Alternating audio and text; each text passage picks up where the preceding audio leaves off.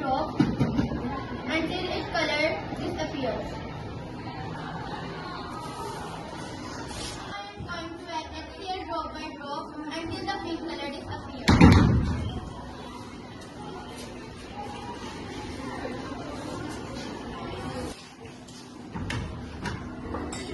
The point comes when its color changes and it becomes colorless and takes neutralizes the base. According to this reaction, when acid and bases react, they changes the effects of each other. दोबारा बोलो. According to this experiment, when acid and bases react, they cancel the effect of each other, and as a result, the salt and water is formed. According to this reaction, when acid and bases react, they cancel the effect of each other, and as a result, the salt and water is formed. According to this experiment, when acid and bases react, they cancel the effect of each other, and as a result, the salt and water is formed. This reaction is called neutralization reaction. I am Nirakashi. I am Karman sir. We are from class 10.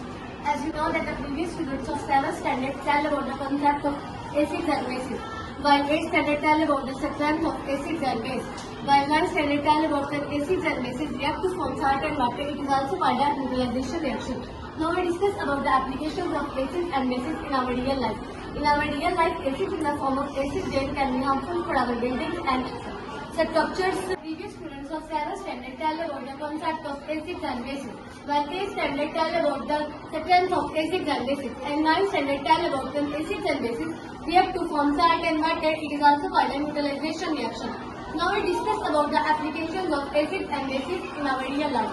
In our real life, acids in the form of acid rain can be harmful for our buildings and structures made up of plants. Acid rain can dissolve calcium carbonate and destroy the architecture and plasma. On the other hand, it helps in conversion of proteins in our stomach. Let's perform an activity. Here we have plus chalk and acid.